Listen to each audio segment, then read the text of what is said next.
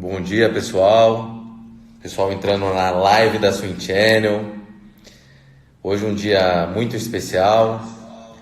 A Swing Channel começa uma série de programas.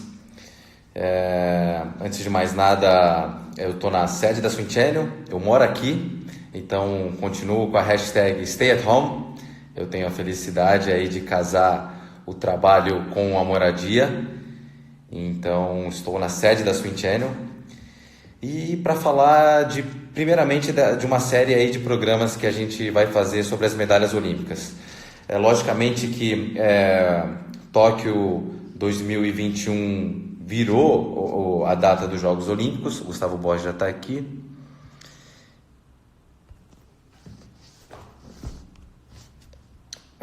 Já já teremos, e hoje o programa ele conta com o Gustavo Borges, que já já ele já aparece aqui na live.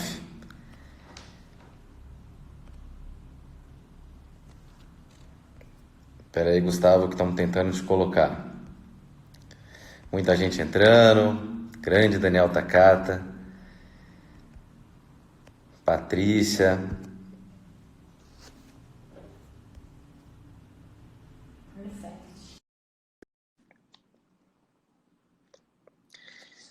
E a intenção... Bom dia, Gustavo Borges. Bom dia, Patrick. Como é que você tá? Tudo bem? Tudo bem. Eu estou O fazendo mesmo corte de cabelo aqui, eu e você. É verdade, né? Um corte novo. Tudo jóia? Tudo jóia. Para o pessoal de casa, eu estava terminando uma introdução do objetivo da Swing Channel. Os Jogos Olímpicos foram transferidos para 2021 e 2020 tinha uma expectativa para quem ama natação, o ano olímpico é muito importante e tudo foi transferido para 2021. E para que essa chama, o interesse pelos Jogos Olímpicos continue aceso, independente de qualquer notícia, a Swing Channel vai fazer um editorial sobre as 14 medalhas que o Brasil já conquistou na natação, começando por ele, por Gustavo Borges, ele que é dono de 4 medalhas olímpicas, mas hoje a gente vai falar talvez da menos comentada, que é a prata dos 200 metros nado livre em Barcelona. E antes de mais nada, eu sou um nadador da década de 80 e 90, então tinha como ídolo Gustavo Borges e Fernando Scherer. Então, ter o Gustavo como primeiro convidado desse especial de 14 episódios, não só para a Swing Channel, mas para mim, Patrick Winkler, é um enorme prazer. Bem-vindo, Gustavo. Grande prazer aqui. Uma medalha realmente que foi muito legal. Bela iniciativa aí de vocês da Swim Channel de estar fazendo esse trabalho. Então, muito bom, cara. 200 metros nado livre, uma memória incrível, né, de pessoal. Foi a primeira medalha que eu comemorei. Dentro da piscina, né? Lógico que a de 92 foi minha primeira medalha olímpica, eu comemorei, mas já estava lá depois de 40 minutos, né? Mas a medalha de 200 livre foi muito legal. Vamos lá. Então, assim, Jogos Olímpicos de Atlanta. Gustavo Borges já é um veterano, ele já é medalha de prata no 100 metros nado livre em Barcelona, 92. Já tem 2 medalhas no Campeonato Mundial de Longa, 100 livre e 4 por 100 livre. Ele já é bicampeão pan-americano do 100 livre. Então, ele é um veterano que chega em Atlanta em grande escala. Mais do que isso, a natação, ela abre os Jogos Olímpicos e o 200 livre, ele já faz parte do primeiro dia de programa. Então, assim, terminou-se a cerimônia de abertura. Logicamente, o Gustavo, ele é um atleta disciplinado, não foi para uma abertura de Jogos Olímpicos. E aí, já começou os Jogos Olímpicos, já tem 200 livre. Como é a ansiedade de abrir os Jogos, Gustavo? É muito difícil. Em 92 eu tive uma péssima experiência no 200 livre. Eu sempre tive dificuldade de nadar o 200 livre, especialmente na eliminatória, na longa. Na curta eu tinha mais facilidade com 200. E lá em 92 eu tive uma experiência péssima, não dormi à noite, passei a noite em claro, não consegui nadar na eliminatória, estava cotado para ir para umas finais, eu estava com tempo, estava com uma evolução muito boa desde o PAN de 91 e nadei muito mal. Ao longo dos anos ali, de 92 até 96, eu tive alguns bons resultados em piscina longa no 200 livre, principalmente no ano anterior à Olimpíada, que foi lá em Mar del Plata, ganhando 200 livre em cima de Josh Davis, em cima de vários atletas aí renomados, né, que estariam, inclusive, na final em 96. Então, eu já estava com uma experiência, uma bagagem. um velhinho de 23 anos, naquela época 23 era velho, né? O pessoal se esquece disso. Nossa geração foi envelhecendo ali dentro da natação. A gente viu o Matt Biondi com 27,92, acho que o cara tava com uma bengala do nosso lado. Era Vovô, ficava com pena. Nossa, olha esse cara, ele, né, ele não vai durar mais 1 ou 2 anos, né? E aí em 96 eu tinha um pouco dessa mentalidade de... Foi difícil em 92 classificar, e meu maior foco em 96, para segurar... Assim, eu dormi mal também em 96, não dormi bem. A estreia olímpica, ela é realmente um momento muito difícil ali, você dar a primeira nadada, começar aquilo tudo. E aí eu dormi mais ou menos mal, não foi mais ou menos bem, né? Foi mais ou menos mal, mas foi melhor do que 92. E meu objetivo era assim, cara, preciso entrar nessa final. Se eu entrar na final, à tarde eu vou estar muito melhor, né? Que eu tinha um pouco dessa característica. No 100 eu conseguia nadar em qualquer momento, mas nos 200, ou prova danada, né? Principalmente na longa. E eu consegui... Mas, Gustavo, eu tô correto? O 200 livre foi no primeiro dia? Foi no primeiro dia. Foi no primeiro dia, primeiro né? dia, uma prova muito disputada. Foi, acho que, um dos poucos anos onde não tinha exatamente assim um cara que estava dominando essa prova de uma maneira muito avançada, assim, mais na frente de todos. O Daniel Loder, que tinha feito uma temporada muito boa, a gente estava acompanhando ele. O Anders Holmers, que ele tinha nadado muito bem em 92, mas ele já estava mais velho também, não estava com aquela performance toda. Então, o objetivo era entrar na eliminatória, classificar para as finais. Lembro, naquela época era final A e final B, não tinha semifinal, nada disso. E aí eu fui para cima e nadei uma prova horrível. Na eliminatória.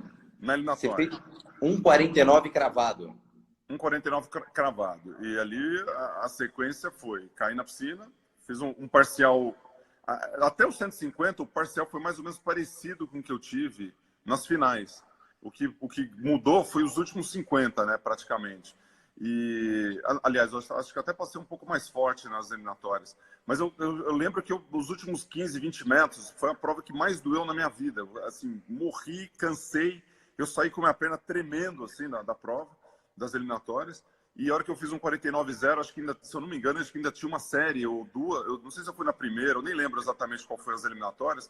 Depende de dar uma olhada aí na Wikipedia, aí, que tem sempre as provas todas ali. Eu lembro que a hora que eu fiquei parado ali, com a perna trêmula, esperando o restante acabar, e para olhar o resultado final, né? Que um 49,0, eu falei, cara, não é legal isso. E em nono lugar, empatado, Yannis Severin e Paul Palmer. Né? Oitavo e nono. Oi? Oitavo e nono, né? Oitavo e nono, desculpa. Empatado em oitavo os dois, né? Oitavo e nono. Eu fiquei em sétimo, então fiquei lá na raia 1, e eles iam disputar a prova de novo, uma eliminatória para ver quem entraria na raia 8, que seria o oitavo tempo. E aí, a hora que eu vi o 1,49,05 empatado e eu em sétimo, putz, aí eu vibrei. Falei, nossa senhora, agora sim. Vamos para trás. Deixa eu fazer uma pausa aqui. Ó, o Gustavo Borges falou que em oitavo lugar empatou Yannis Sevini e Paul Palmer. Cara, Yannis Sevini estava no auge da carreira, recordista mundial de 200 medley, nadava 400 medley, estava inscrito nos 200 livre.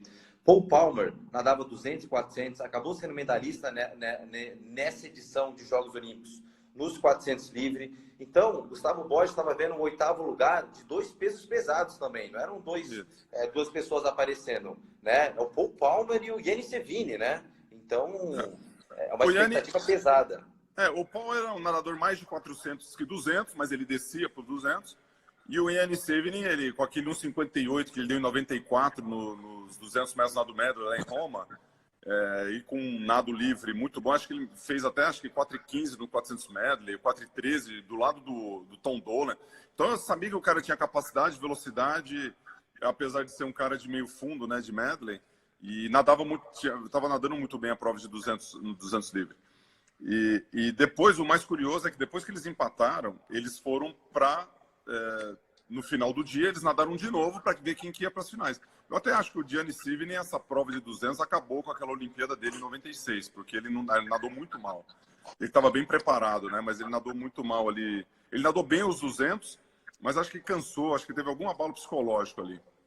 Olha que o Daniel Takata tá me falando, Gustavo, que que o Paul Palmer e o Yannis Sevini empataram no desempate. Eles empataram 2 vezes? Empataram 2 vezes e fizeram um tempo melhor do que o meu no desempate. Ou seja, se eles nadassem pro potencial deles na eliminatória, eu seria nono.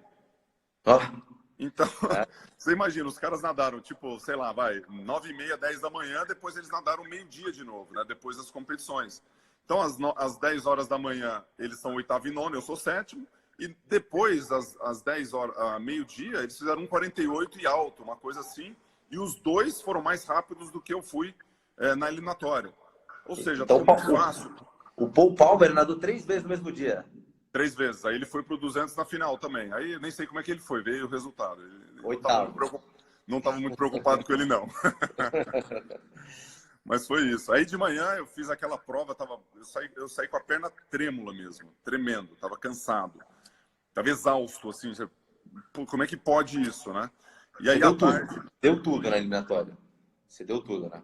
Ah, não tem como. 200 livre, cara. Mesmo 100, o 100 você tem que ir para cima. Não tem como você, nesse nível, você segurar muita coisa, né? E você tem que ir para a final. São 8 só.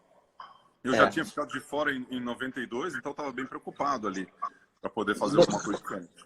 Em 92 você não pegou nem final B, né, Gustavo, no 200? Não, perdi do Michelena até, né? O Michelena ele estava nadando bem, mas ele era assim, era para o Michelena entrar numa final B e era para eu entrar numa final A. Essa estava mais ou menos sendo desenhada. Eu tinha 1,49 e o Michelena tinha uns 50 alto, uns 51 baixo. Só que eu nadei do lado do Michelena e do lado do Sadov. Acho que ele estava na 4, acho que eu estava na 5, né? Ou seja, eu estava ranqueado ali entre os 9, 10, eu estava entre os 8, 10 ali. E eu passei num puta gás, porque eu estava meio inseguro. E o Michelena foi me cozinhando ali. No final, ele me comeu aquela perna 600 que o Michelena tinha, você lembra? Vinha Lógico. Assim, aquela perna toda, fiquei desesperado. Falei, nossa, não vou conseguir nem pegar a final. E o Michelena me comendo ali no final. Bom, Gustavo, e aí a gente classifica para a raia 1, né? O 7º colocado entra na raia 1. A gente vê um Gustavo Borges, que em Barcelona, acho que ele nadou com uma touca de latex, não lembro se era latex ou não. Aí a gente vê ele em Atlanta com uma sunga, possivelmente uma sunga com a Blade, sem touca, né? Ainda rústico, né? O Gustavo acompanhou as 3 evoluções. 92 de latex com papel, alguma coisa assim. 96 já com a Blade e evoluindo. E 2000 já estava de trás. 96 eu sempre usei muito speed ao longo da minha carreira, mas em 96 a Tyr foi a sunga que eu escolhi. E a touca, e sem touca. E o óculos da Hind que eu usava, né? Então, ao longo da vida, eu tive vários parceiros na área esportiva. E hoje, a parceria com a Poker, que inclusive é parceiro da Swim Channel também, né? Então, sempre bons parceiros aí ao longo da vida. É o embaixador da Poker, né? Isso, exatamente. O embaixador da Poker, né? A marca esportiva ali que cresceu muito na natação, né? Marca esportiva de futebol, fitness, e cresceu muito na natação nos últimos anos. E o Gustavo é embaixador da Poker. Exato. E aí, Gustavo, eu sempre comento com o Daniel Takata assim, quando você vê uma prova vários anos depois, você fica impressionado com alguns nomes, né? E o 200 livre, ele, teoricamente, nem foi uma prova tão forte assim em Atlanta. Não. Mas ele estava recheado de nomes que todos eles ganharam medalhas olímpicas em outras provas. Então a gente vê Gustavo Borges na raia 1, um jovem Maximiliano Rossolino na raia 2, que ainda teria mais 3 Olimpíadas pela frente. E a Olimpíada dele foi de 2000, né? Então tem alguns futuros atletas promissores ali. Rossolino acho que devia ter uns 19 anos nessa Olimpíada. Na raia 2, do lado do Gustavo. Isso. Um contemporâneo do Gustavo, que já tinha perdido os Jogos Pan-Americanos, mas, se eu não me engano, ele era... Josh Davis na 3, né? Capitão americano do time, Josh Davis. Josh Davis. Na raia 4... Mas o Josh Davis era mais freguês, viu? O Josh Davis, eu nadei muito com o Josh ao longo da minha carreira. E nos 200 eu segurava bem ele. Apesar que em 2000, o Josh Davis meteu 1,46, cara, depois de velho. Chegou em quarto, 27, né? Velho com 27 anos, né? Meteu 1,46 né, em 2000. Aí, na raia 4, a gente vê um consagrado Anders Holmers da Suécia. Eterno segundo, né? Eterno segundo Anders Holmers. prata em 88 em Seul, atrás de Duncan Armstrong, prata em 92, atrás de Sadov, e na raia 4 em 96. Então, eu tava brincando que ele é eterno prata, porque o Anders Holmes pegou prata em 2 Olimpíadas seguidas, pegava prata no 400, prata no revezamento. Falei, pô, aí vou para as finais de 200 livres. Falei, cara, a prata já está definida, é do Holmes. Vamos tentar, ou ganho ouro ou ganho bronze. Esse é o pensamento ali, né? É verdade. Aí na raia 5 a gente vê o auge da carreira de Daniel Loader, que nadava 200 borboleta e depois bronze em 92, bronze em 92, não foi? Prata. Prata em 92, isso aí. Moleque, né? Tava com 17, 18 anos o Loader em 92 e já pegando medalha. Exatamente. Aí depois ele veio para o 200 e 400 livre, em um momento muito bom. Aí na raia 6, a gente encontra aí naquela época, freguês Gustavo no 100 e 200. Um jovem Peter van der Hogenband, da Holanda. Não conheço, não sei quem é. Não sabemos quem é. Perdido. Até quando quem vê na narração assim do Romulo Arantes fala, não conheço Maximiliano Rossolino e Peter van der Hogeband é uma zebra para mim. Não sei de onde veio esse cara. Comentários de Romulo Arantes. 17 anos o cara tinha, 17 anos, 2 finais olímpicas. É. Né? Molecão total. Na raia 7, uma Austrália que chegou bem para Atlanta, né? Chegou com vários nomes fortes. Daniel Kowalski, que foi medalha nos 200, 400 e 1500. E na raia 8, um cansado Paul Palmer, né? Da Inglaterra. E a gente vê que desses 8 atletas, com certeza o mais rápido é o Gustavo. Não temos a menor dúvida que o Gustavo Borges é o mais rápido, né?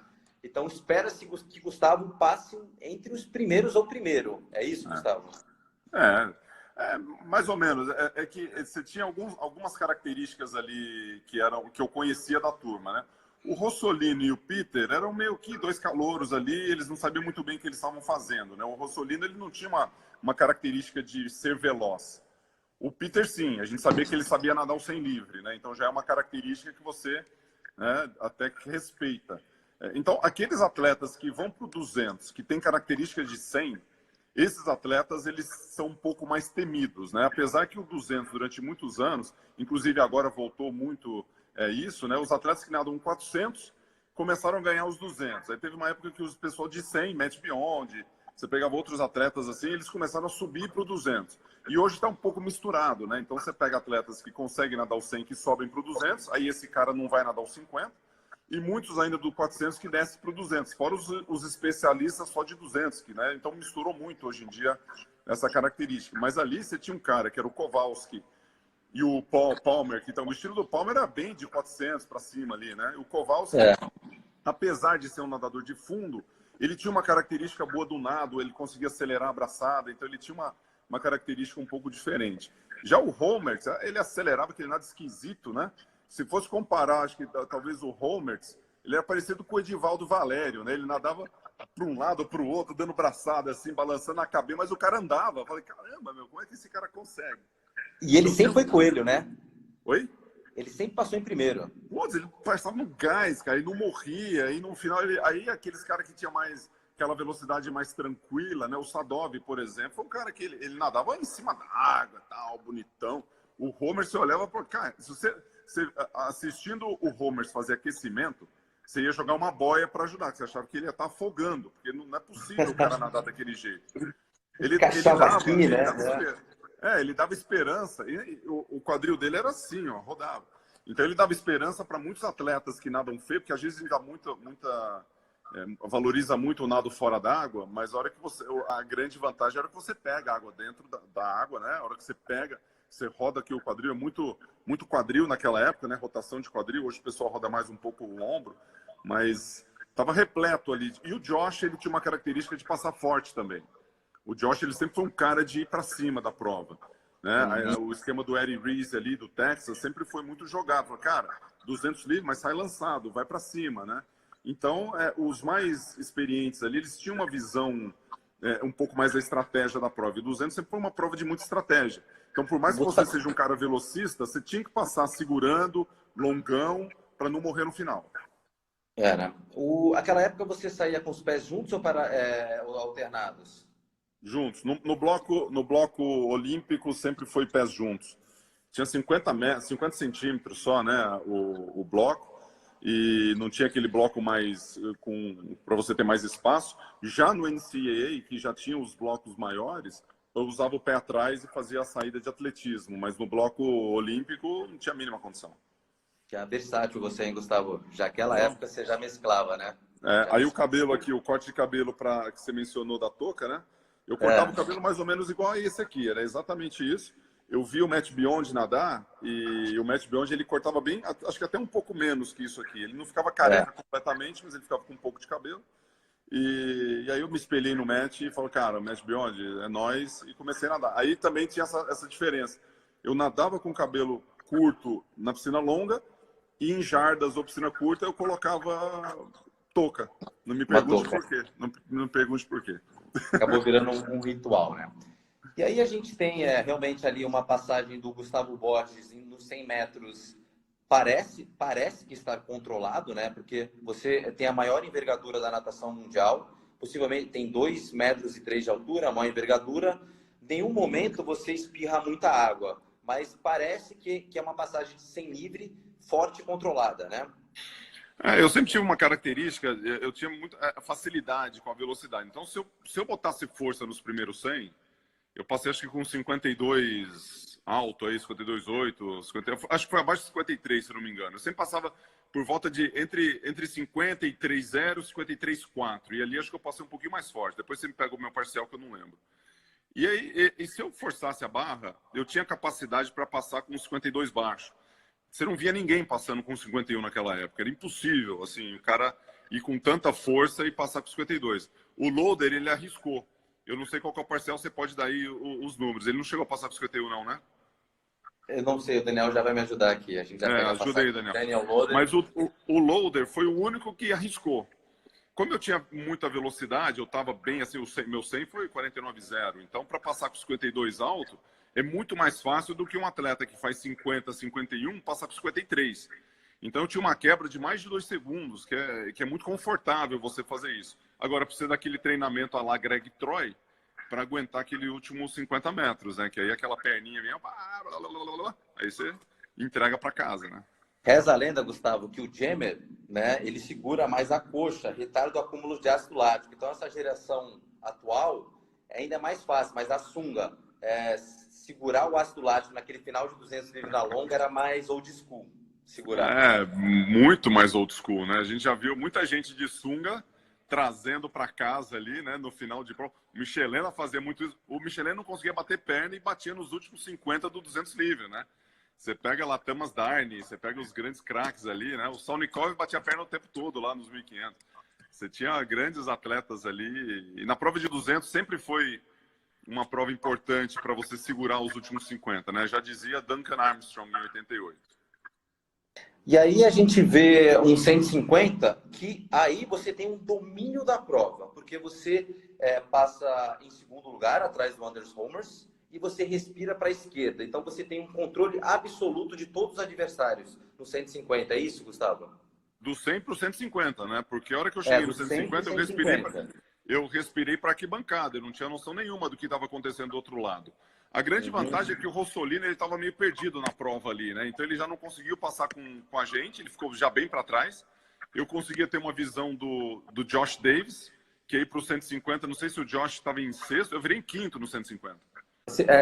No 150, sim. No 100 você virou junto com o Josh Davis. Isso. Aí eu comecei a abrir um pouquinho do Josh, mas eu tinha visão dele e via que o Loader estava um pouquinho para frente, porque eu conseguia ver um pouco da espuma ali olhando para a esquerda. Eu tinha toda a visão da piscina, né, naquele momento. E aí, a hora que eu cheguei no 150, que eu fui para virada, eu falei assim, cara, tá sobrando, eu tô bem. Gustavo, foi 51,97 a passagem do Anders Homers. 1,97. 1,97, então foi o único. E aí é um cara que não tem velocidade e que morreu depois. Morreu. Então, imagina um cara de 400, cara que tem capacidade. Isso aí é típico de alguém que está inseguro na prova. Principalmente o Anders Homers, que tem capacidade de voltar, tem ele treina muito, nada 400. Então, se o Anders Homers passa com 53,0, ele era medalhista. É que ele arriscou demais. Ele arriscou demais. Ele é um cara para fazer aí 53,0, 54,8, fácil, cara. eu pegaria terceiro, né? Se ele não tivesse tão inseguro. Ou talvez também ele teria morrido do mesmo jeito, né? A gente pode confabular o que foi aqui. Aí eu tô vendo o Gustavo Borges respirando para a esquerda, tendo um controle de todos os 7 atletas nos 150 metros. Aí eu entrei na virada, eu tava sobrando.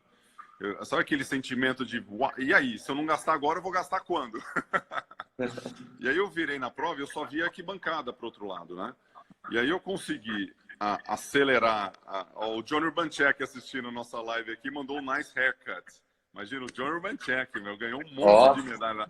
Hey, John, thanks for watching, John. Hello. Thank you. We're talking about 96 Olympics, John. 96 Olympics. And the 200 freestyle. O John foi legal, porque em 92, o John estava do meu lado na final do 200 metros lado livre, quando o Sadov quase bateu o recorde do Lamberti. Fez 1,46,70, se eu não me engano, e o recorde era 1,46,69. Aí o John vira para mim e fala assim, ó, hoje você assiste essa prova. Em 96 você vai lá e ganha. Aí eu falo assim, beleza, vamos embora. Bem analisado, né? Falando um pouquinho dessa prova, antes de vocês ir do 150 para os 200, o Sadov, ele basicamente encerrou a carreira, não desapareceu. E quem foi em bronze em Barcelona 92? Foi um finlandês. Em bronze foi o... Anticasio. Que foi campeão mundial em 94. E foi campeão em 94 também. O Anticasio e o Sivnin. Não foi para a final em 96. Tem uns caras meio esquisitos, né? Os caras somem. O Sadov, né? A gente já... Desapareceu, né, cara? Nossa senhora, ganhou e de repente, acabou, né, o negócio. E tinha outros craques nessa prova, né? Porque se você olhar para a final B, você vai ver nomezinhos, você vai ver o quarto colocado de 92, Vladimir Pitynenko, ele estava na final B. Você tinha um outro atleta, o Michael Klein na final B, o pessoal conhece Michael Klein, dos jovens ali também. A Austrália teve uma competição péssima, né? Fora você pega ali o Kowalski nadou bem, o Perkins conseguiu tirar não sei de onde aquele 1500, e aí você teve uma competição que a Austrália é para esquecer, né? Fala, cara, vamos esquecer essa aqui, vamos para a próxima, vamos para 2000 que vai ser melhor lá. Mas aí eu chego... No 150, aí você mete o gás e olha para a torcida, Gustavo. Puta, aí joguei para a torcida, literalmente. Falei, agora é com vocês, eu tô bem aqui, fui, puf. A hora que eu cheguei nos últimos 20 metros, ainda tinha gás, acelerei mais ainda. E quando você tem gás numa prova de 200, nos últimos 25, quer dizer que você vai fazer um tempo bom. Ou, principalmente, se eu estava na prova, eu não tava fora da prova e sobrei e eu fiz ali um tempasso nos últimos 50. Não foi isso, eu estava na prova. Eu tava no bolo ali, né? Só o Loader que estava um pouco mais à frente.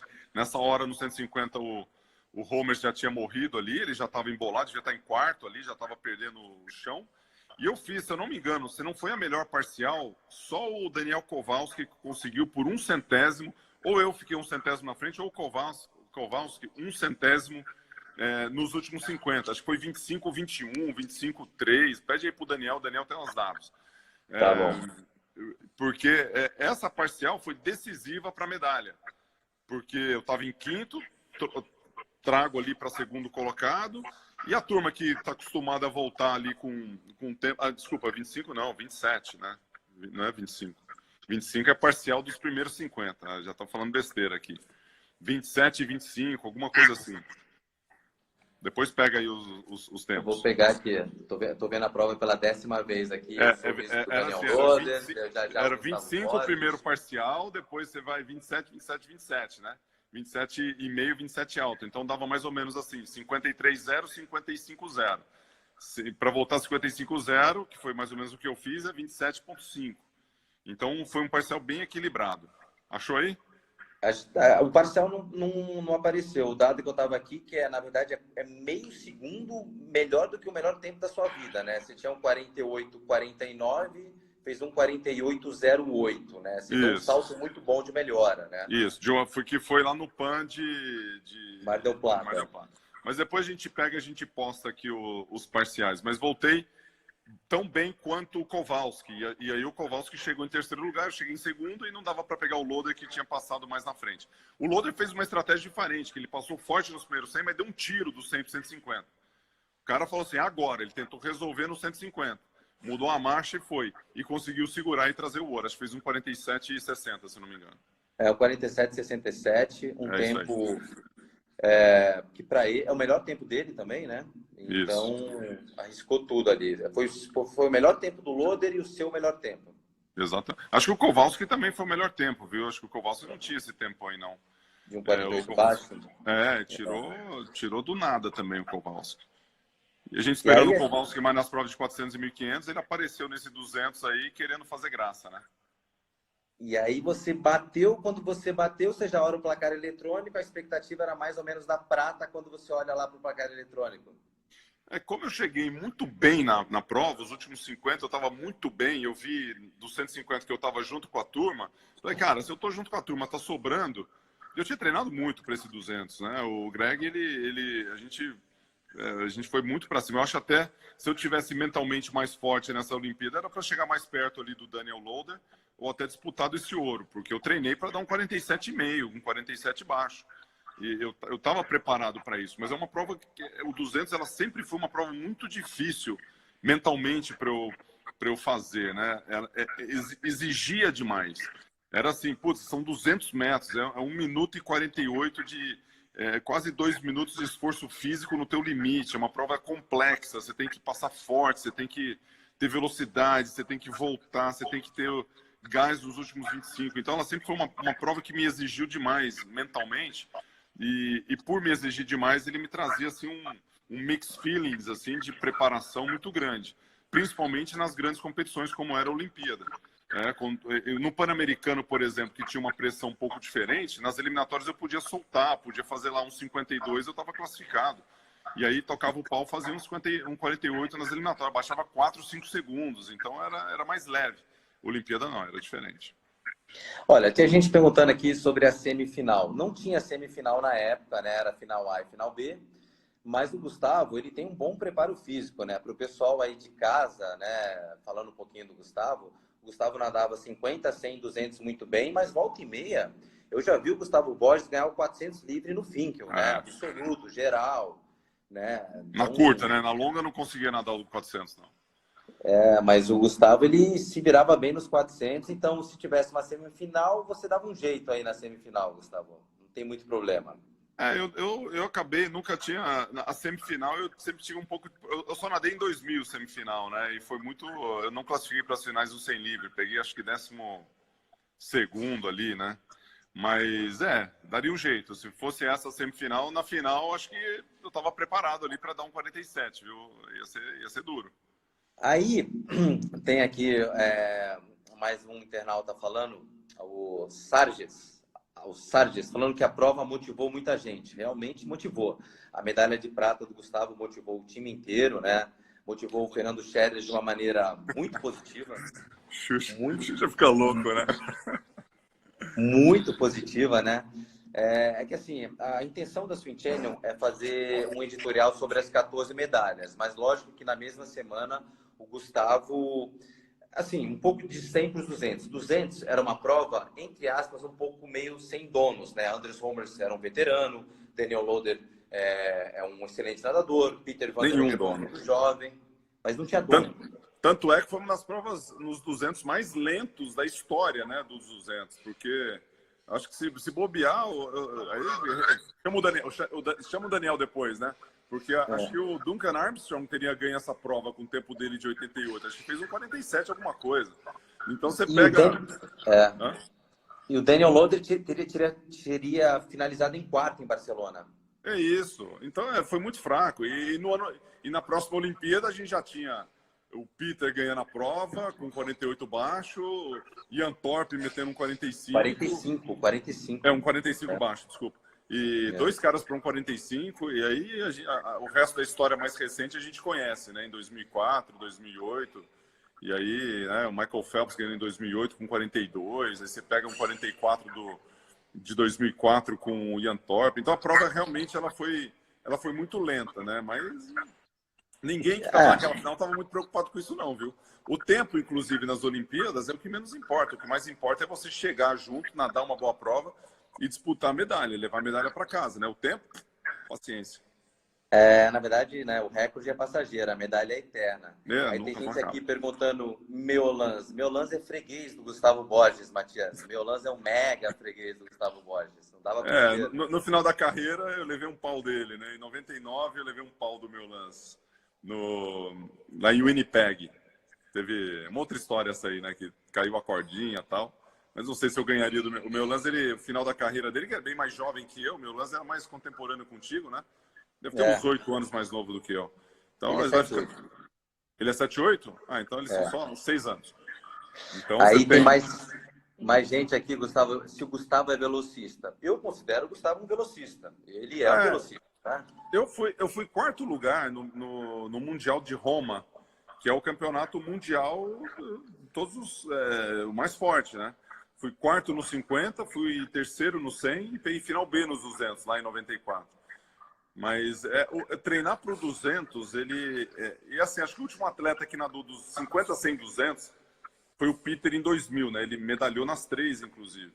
Exatamente. E é muito difícil, porque que são características distintas. E hoje em dia, então, para você ganhar uma medalha no 50 e no 200, assim, o Caleb Dressel chega mais perto disso, mas dificilmente ele ganharia uma medalha de 200, apesar da versatilidade que ele tem, de toda a capacidade. Aqui estão falando assim, depois que o Palmers empatou novamente com o Yannis Sevini, como foi o desempate? Aí o Daniel respondeu, o Yannis Sevini, ele entregou a vaga para o Paul Palmer, né? Então, acho que o Yannis Sevini ia nadar mais 70 provas e ele não queria, ele entregou a vaga para o Paul Palmer, assim que funcionou. Ele já devia ter entregado logo na eliminatória, acho que nem nadado. É lógico que você está numa Olimpíada, primeira prova. Eu acho que o Yannis Sevini, ele chegou naquela Olimpíada para ganhar uma medalha nos 200 livre também, né? Ele nadou só para classificar para as finais. Um cara que nada 200 medley, 400, que tem outras provas, ou você descansa para suas provas, né? Ou você vai para ganhar medalha. Acho que quando ele foi para as eliminatórias e empatou, ele já sentiu um pouco do baque, né? E depois foi para cima. E você mencionou uma coisa do Paul Palmer, que ele estava cansado nas finais, né? Porque ele nadou 3 de 200. Hoje em dia não tem mais isso, né? Que você pega o Michael Phelps nadando 389 vezes numa Olimpíada e o cara não cansa, um Caleb Dressel. Então mudou um pouco essa percepção do cansaço na prova. E acho que esse cansaço na prova ele muda porque o treino ele é diferente. A forma como os atletas estão treinando é diferente. É muito mais potência, muito mais o anaeróbico. Antes a gente treinava muito aeróbico, era muito rodado.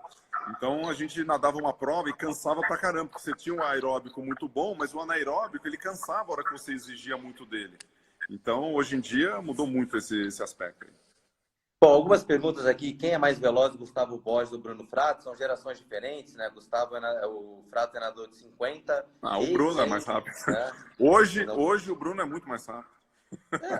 Teria que cair do lado do Gustavo para provar, né? Se eu cair do lado do Bruno, a minha saída é boa ainda, a minha saída tá rápida.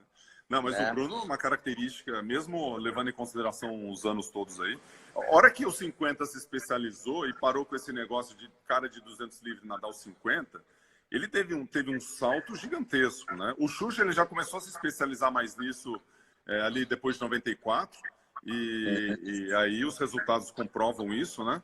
O volume de treino caiu muito.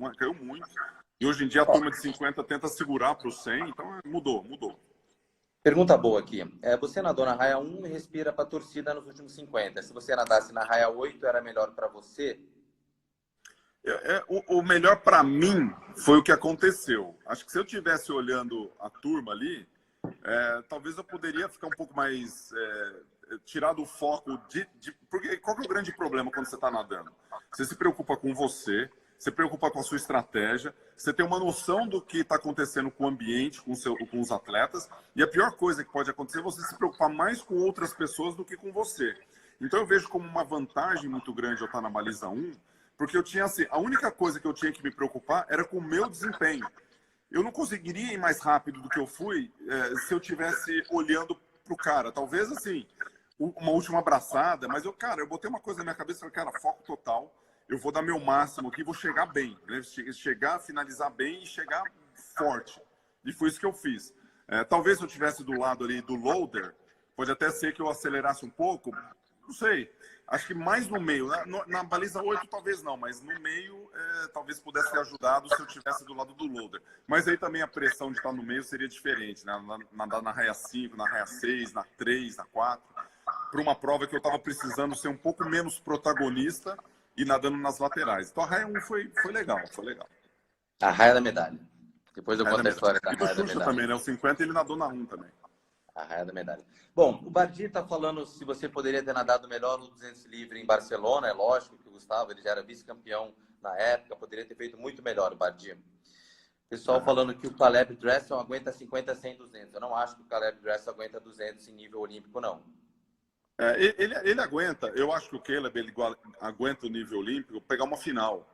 Eu acho que é um cara que faz um 45 e um 45 pega a final olímpica. Então ele tem essa condição. O que a gente está falando é o seguinte: se um Caleb entraria para nadar 3 vezes um 200 livre para tentar ganhar uma medalha, né, numa coisa que não é garantida. Então é um esforço, porque ele nada 50, 100, nada sem borboleta, nada um monte de revezamentos. Então ele tem uma prova, ele pode até tentar, mas ele precisa melhorar muito o 200 livre para ele conseguir fazer isso. Treinador para 200 ele tem, que é o Greg Troy. O Greg Troy tem uma habilidade boa para treinar esse time aí. A entrevista é sobre o Gustavo Borges, mas tem já 3 pessoas falaram: Gustavo Borges, o que você acha do Sartori, né? Eu não sei nem se o Gustavo conhece o Sartori, né? Conheço bem, conheço bem. Gustavo acompanha muito, né? Eu acho que é um 200, ainda mais que foi para 2021, né? Dá um up no Sartori, né? Não, o Sartori é um grande nadador, medalhista no Mundial Júnior. Vai para Louisville, né? O Arthur Albiero fez um bom recrutamento aí. Acho que depois da Olimpíada ele vai para Louisville nadar. E um grande atleta. Eu conheço ele por 2 razões. Primeiro, pelos resultados recentes que ele tem tido, que são muito bons, né? Para um garoto jovem de 18 anos. E depois, porque ele nadou na mesma categoria da minha filha. Então, eu vejo o Sartori nadar desde Mirim 1. Então, durante toda a carreira do Sartori, eu vi. Então, todos os absurdos que ele fez nas categorias de base, eu acompanhei praticamente todos até ali o Juvenil 2. Então, um atleta... Ele não é um atleta alto de estatura, mas ele nada como se fosse um atleta alto. Ou seja, muita estrutura de perna para segurar, da sustentação e propulsão ali, e nado longo. Então, o Murilo ele tem uma característica de nadador de 200 livre. No 100, talvez ali ele tem um pouco mais de dificuldade, mas ele vai nadar muito bem. E 14, ele vai flutuar do 100 aos 400 ali, né? Murilo Sartori, você ganhou o seu dia. O Gustavo Borges, 4 vezes medalhista olímpico, acompanha sua carreira desde Mirim 1. Né? Mirim 1, não é petis. Então... Ele sabe, eu tenho até foto com ele quando ele mais jovem. Aí ele já estava mais no júnior, já estava ganhando mais coisas. Ele sempre ganhou tudo, né, o Murilo? Bom, aqui tem uma excelente pergunta da Magália Swim, que é a mesma pergunta que eu faço. Quando veremos Gustavo Borges no Master? Aliás, eu gostaria de ver Gustavo Borges, Rogério Romero, Fernando Scheller, Fabiola Molina, Luiz Lima. Quando veremos Gustavo Borges nadar o 200 livre no Master? 200 livre no Master você nunca vai ver, né? Isso nunca vai ver. Mas o Master, o pessoal treina muito, Patrick. Não dá, cara. Os caras são muito tarados, treina pra caramba, treina escondido. Raspa, né? Faz tudo aquilo ali. Mas pode ser, vamos ver, talvez um revezamento, botar aí um revezamento, como é que é? Tem lá os 120 mais. Põe essas coisas aí que somam a idade, faz um revezamento legal, isso pode até ser. Tá, mas por enquanto não, por enquanto não. Por enquanto não, mas eu vou tentar convencer, né? Vou ver se eu consigo, né? Vou ver se eu consigo. Pode tentar. Gustavo Borges para presidente também não vem ao caso, mas o Gustavo Borges é o principal líder da natação brasileira, é minha opinião como especialista de natação, mas não quero falar de política, mas ele é um dos principais líderes. E, Gustavo, nessa nova geração onde não temos Cielo, qual que é o principal ídolo da natação brasileira? Bom, o Bruno, em termos de resultado, ele é o principal atleta, né? É só olhar o campeonato mundial. E a natação é muito isso, né? Você vê ranking e vê as expectativas. A gente tem vários atletas que estão chegando, que têm bons resultados, os jovens chegando aí, os peitistas que ainda estão na ativa, né? Que foram finalistas. A gente pega as Olimpíadas de 2016, a gente pega o Mundial. A Olimpíada de 2016 até que menos, né? O Thiago aposentou, tem outros atletas mais velhos que pararam. Mas pega o Mundial do ano passado, o Bruno foi medalhista, o revezamento tem chance, o Quereguini é um cara que é o melhor nadador de 100 livre aí do Brasil, já pegou 3 Olimpíadas e continua em boa forma física. Então a gente precisa, agora, ganhando um pouco mais de tempo para as Olimpíadas de 2021, focar, né? E um momento duro, né, para você focar, porque o pessoal está de quarentena, não tem as questões fáceis aí de treinamento. Né? Então a gente está aqui em Itu, o meu filho está com o Iago Bossalém aqui, que estão treinando aqui em Itu, fazendo o que pode ser feito. O Quereguini tem vindo aqui de vez em quando, a gente tem uma piscina no clube aqui que tem 25 metros. Então eles estão fazendo um treinamento de manutenção e eu estou dando uma de treinador. De vez em quando eu vou lá pelo menos 1 ou 2 vezes por semana, eu não consigo estar... Eles treinaram hoje de manhã, escrevi o treino, hein? Escrevi o treino, ó. Tô escrevendo o treino. Fica conversando ali com o Albertinho, pegando umas dicas. Mas é manutenção e técnica. Então, manutenção, técnica e um pouco de trabalho de musculação. Então, para a turma que está aí, respondendo a pergunta objetivamente, acho que hoje, sem dúvida nenhuma, pelos resultados, o Bruno. Estou terminando as perguntas, Gustavo, mais algumas poucas, mas essa é uma boa também. Qual foi a melhor prova da sua vida? Melhor prova da minha vida? Eu tenho várias melhores provas da minha vida. Essa que a gente falou, apesar de eu falar pouco dela, ela foi uma das melhores provas da minha vida.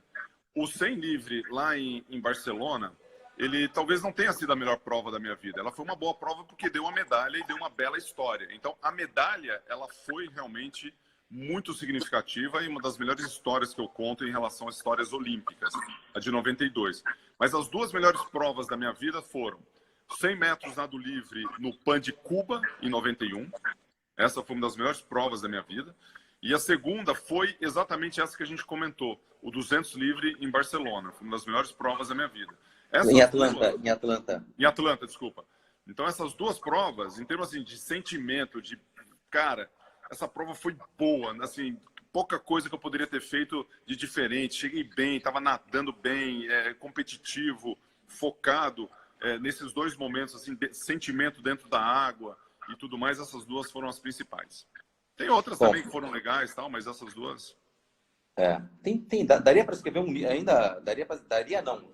Certamente teremos livros do Gustavo Borges no futuro, várias situações. O Gustavo Borges tem uma história muito longa. O objetivo de hoje é falar sobre a medalha do 200 livre, que é talvez uma das medalhas menos comentadas e a importância é muito grande. Eu tenho uma pergunta que eu vou quebrar meu ritual e fazer uma pergunta que eu tenho entalado aqui na garganta faz tempo, né? Nessa mesma Olimpíada de Atlanta, o Brasil entrou num 4x100 livre, tendo o 3º homem do mundo, Gustavo Borges, 5º homem do mundo, Fernando Scherer. Gustavo Borges nadou para 47,99 em 1996 e nadou para 47,99 com esse 93. cabelo. 93. Hã? 93. Não. O 47,99 rodando o braço no revezamento. No heavy. No revezamento. Tá. Desculpa. De Atlanta, Ele 99. fez 47,99. E a pergunta é minha, do Patrick. Gustavo, se naquele revezamento, em vez de colocar você para fechar, que você pulou muito atrás da Alemanha, pôr você para colocar em 3º e jogar uma Massura na fogueira para fechar, era melhor para o Brasil?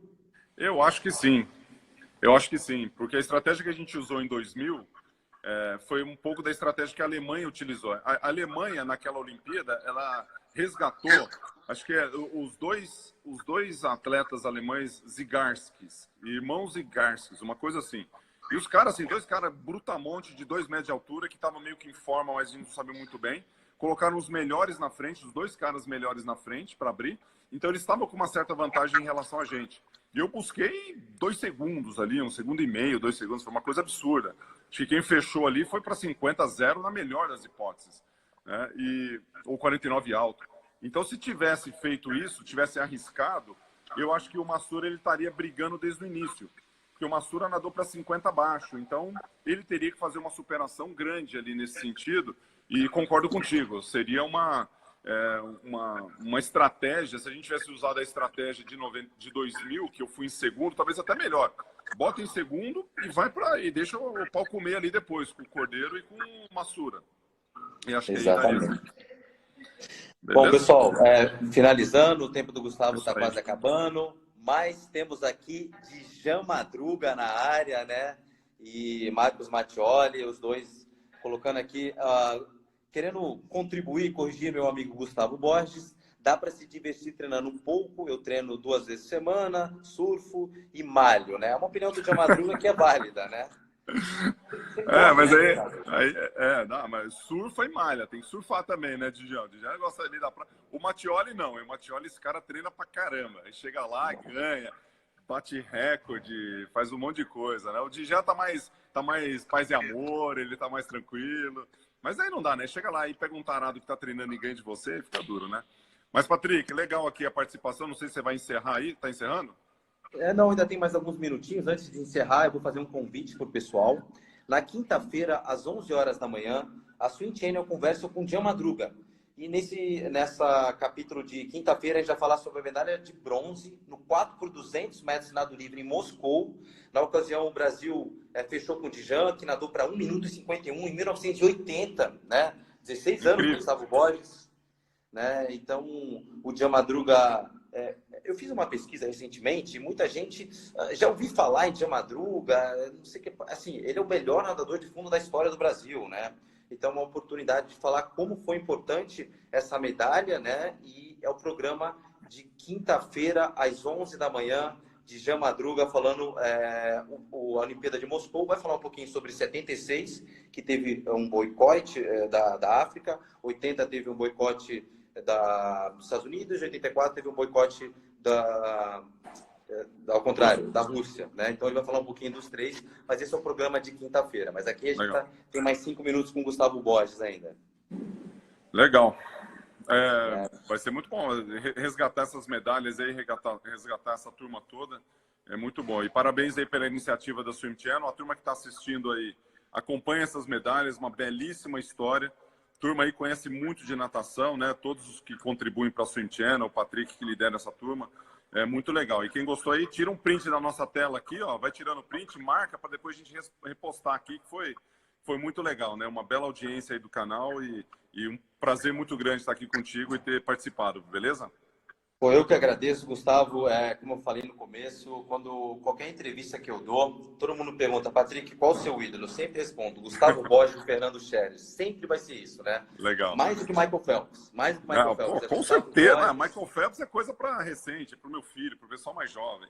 Exatamente. É Gustavo Borges e Fernando Scherer. Então, agradeço muito, Gustavo, por começar esse programa com você. Obrigado. E você falando de Michael Phelps, eu acabei de reler o livro do Michael Phelps, Sem Limites, então fica a dica para a turma, para quem gosta de natação, gosta de água, escutar as histórias do Michael Phelps desde 2000 até as Olimpíadas de 2008 que ele fez esse livro. Muito legal. E obrigado mais uma vez aí a você, a Swim Channel, todos envolvidos aí para essa transmissão, beleza? Valeu. Gustavo, estou recebendo perguntas aqui sem ser online. Aqui, a última pergunta do dia aqui da Keila, ela está perguntando quando vai ter o livro do Gustavo Borges, né? Não sei, Keila. Não, vou fazer esse ano, vai ser esse ano. Escreve aí, vai ter um outro livro esse ano. Já tenho Lições da Água de 2001, agora vou fazer um outro livro aí para a turma, para a Keila se divertir. 2020, então, o livro do Gustavo Borges. É isso, essa é a novidade. Muito Valeu, obrigado. Turma. Obrigadão. Tchau.